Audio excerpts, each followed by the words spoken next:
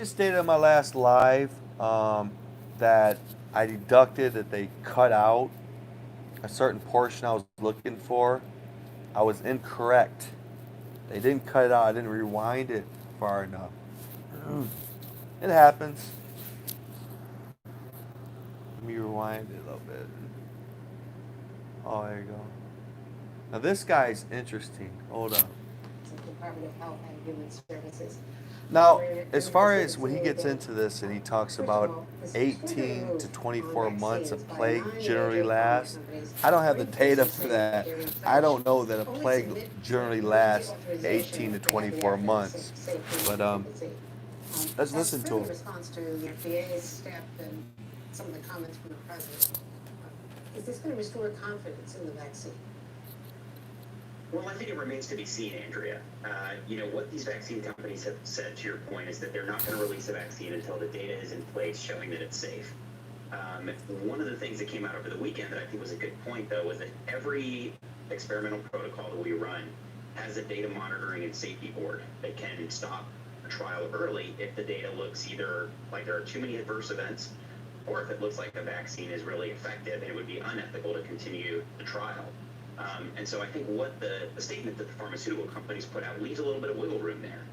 I don't think it says that they're going to continue the trials until the end of phase 3. What it says is that they're going to continue until they have data that shows that the vaccine, may work with a reasonable amount of safety, which would allow them to sort of move it to market under an emergency authorization. So they were saying that they're not going to even ask for Now, in full disclosure, America does have interest in releasing it, coming up with it first, the vaccine. But then Russia already came up with it, didn't it? But nobody's getting the shot from Russia. With the exception of Dr. Fauci. So I don't know. Dr. Birx maybe, but when you see what the CDC and the FDA have done, caving in and flipping on convalescent plaza and other issues along the way and testing? Well, I think it speaks to a couple of things, Andrew. I think the first is that what people can clearly see with their own eyes, right? There are a number of things with this response that have not. Before you go getting mad, you trust Russia? Or the reopening too early. I don't know Putin. I don't know that I would trust him making our vaccines. So relax. I wouldn't. People can clearly understand that has not gone well, and so there's some distrust there. But the other thing I think is sort of this increasing fragmentation and tribalism in our society. So, if people are Republicans, they believe that this response has gone one way. If you're a Democrat, you feel like the response has gone another.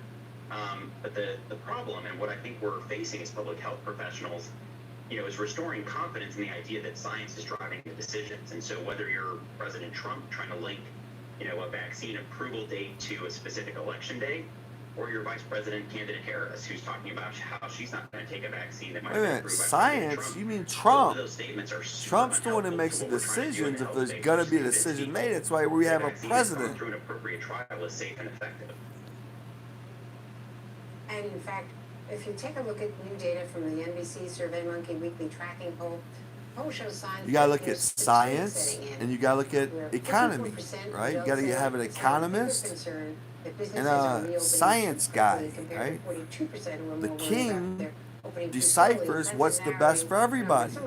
Sometimes they're going to get hurt on either way. Would you rather starve to death or get the Rona? Compared to 33%, 2-1 back then.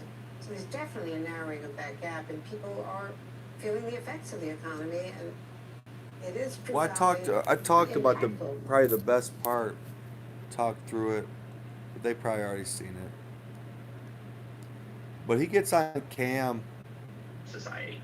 So, Anyway, yeah, he gets on cam. He says it's not the greatest thing in the world that Trump may use it for a election ploy in November.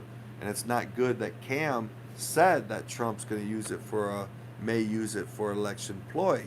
So he said both statements were bad for trust in government and providing a safe and effective means of getting a weaker version of the Rona. That's my assumption.